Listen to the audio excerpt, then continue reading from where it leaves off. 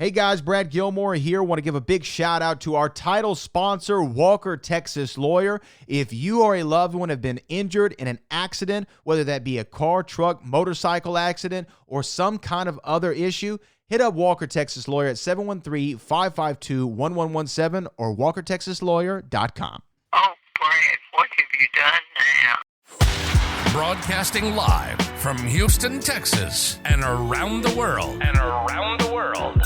TV host, best-selling author, and radio personality Brad Gilmore brings you a collection of conversations with stars from movies.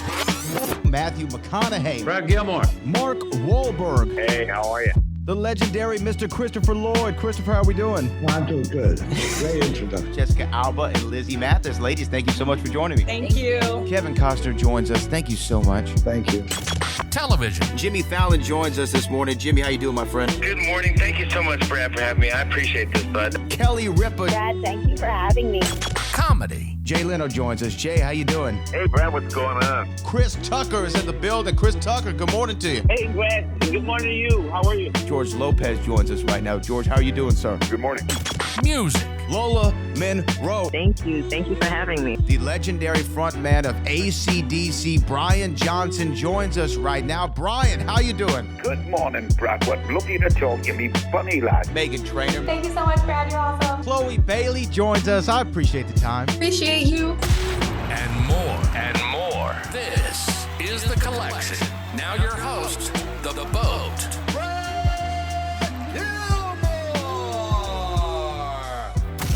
Well, he's the man that's got everybody saying L.A. Knight. He is the United States Champion of the WWE, and he's a part of the Friday Night Smackdown roster, which has its debut on its new home, the USA Network, this Friday, September the 13th, and he's joining us right now. The megastar is with us. L.A. Knight, how you doing?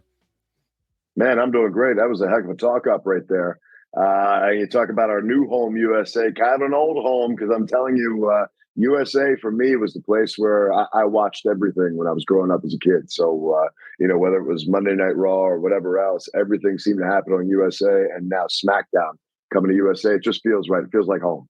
It does feel like a homecoming. Like, I remember when Raw went away for a little while from the USA Network and then came back to it, and they had that big homecoming episode. Stone Cold was stunning everybody. It just feels like the place where wrestling's supposed to happen. And talk about it. I mean, absolutely. You as a long-term fan of this industry and this business, to be on the USA Network, coming into it as the United States champion, like, what does that feel like for you?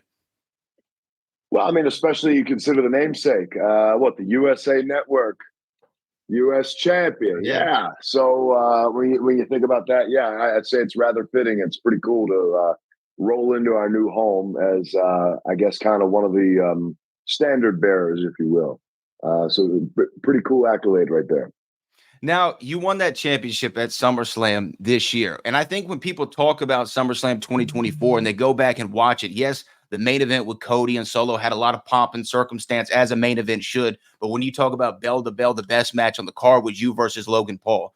From a psychology standpoint, from an aerial athletic standpoint, just from the feud that y'all had building up to it. When you won that United States Championship, the referee counted 3, and there you are in full of a stadium full of people winning that title after tearing the house down, in my opinion. What was that feeling like, the immediate moments afterward? It's straight adrenaline. Nothing else, nothing mattered. I mean, if you saw the way that I just popped up when that 3 happened, is unusual, because usually when that 3 comes down, it's almost like relief of like, oh man, I'm gassed. Like, like give me just a second to breathe. Give me a second to kind of think and kind of register everything that just happened for the last 10 to 15 to 20 minutes, however long it is. But with this one, it was just straight up adrenaline. The whole place exploded, and it was just like, give me that belt. And it was time to just take my moment. And I don't think it took me a little while to come down after that. And when I came down, then I started to feel stuff. Then I started to feel, the little stuff on the head and the back and all that kind of stuff. Because, man, this business, a lot of people don't give it the credit that it deserves. And I don't even know if this is credit. This is just reality. I mean, we get beat up in there. So, that adrenaline hits, and you don't really feel it for a little bit. And when it comes down, it's just like, okay, yeah, give me about 3 or 4 Advil, and we'll see how I fare for the night. But you become Mr. SummerSlam in some ways, right? I mean, that huge Battle Royal win the year before, this year a championship win. I don't know what SummerSlam 25 is going to have for the megastar. Man, don't go coining a phrase here. Might end up having to be Mr. SummerSlam. Who knows? Never been one before. But yeah, I mean, now that you think about it, hell, what the Slim Jim Battle Royal last year, the U.S. Championship this year. Yeah. Who knows? Who knows what SummerSlam 25 could bring along? At this point, you know what? I took over the United States Championship. You got to think about, well, maybe I take over the world. Who knows? But we'll see what lies ahead. You know, it could very well happen. Now, I wanted to ask you this. You may or may not remember this. You and I have actually shared a stage before years ago in Los Angeles, California, with my man Booker T in a live event. We had like a live podcast. And on that night, it was Kurt Angle. It was Rob Van Dam, David Arquette, and you as a different name, but LA Knight still the same. And what struck me about that night was here are all these, Hall of Fame guys, big level movie stars. You come up after all of them, and you had the crowd within 10 seconds, literally in 10 seconds, in the palm of your hand, repeating all your catchphrases. And you're almost moving the crowd like a great MC would, like a great rapper knows how to get the crowd engaged.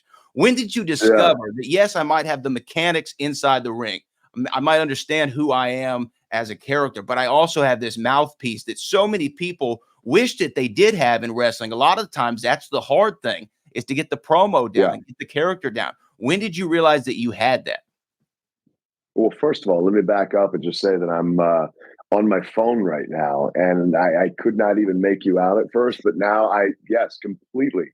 And that's so funny that you mentioned that. But yeah, I remember that night. I remember everything about that. And, it's funny. People always ask me, like, when did you think that you were good? And I don't know. Like, I always kind of focused on the promo thing, because for me, it was like, those were the guys that I always liked. So when I first got in the business, I was like, that's what I want to be good at.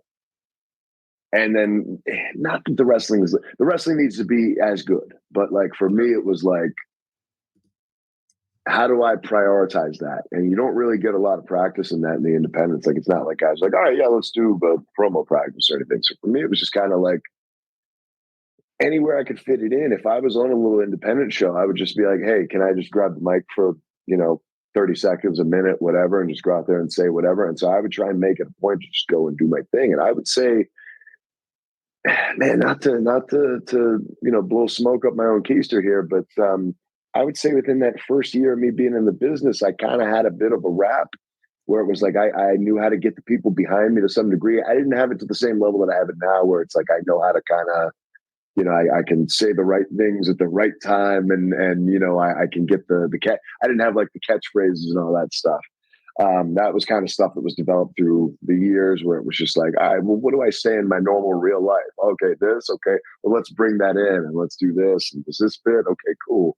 And a lot of it was just kind of happy accidents. So I guess I kind of knew I was good at it maybe in that first year, but it was just, on top of that, it was like, well, I can't just, if I just said to myself, oh, well, I'm good now, I can just hang back, I never progress. So it's kind of that same thing where it's like, I've always been in good shape, but for me, it's like, I always want more. I always want better. I always need to continue progressing and evolving. And so whether it's in the ring, in the gym, on the microphone, whatever it is, I'm just always looking for more and more and more. So even though I knew I kind of had something early on, I'm still digging all the time. Just how can I make it better?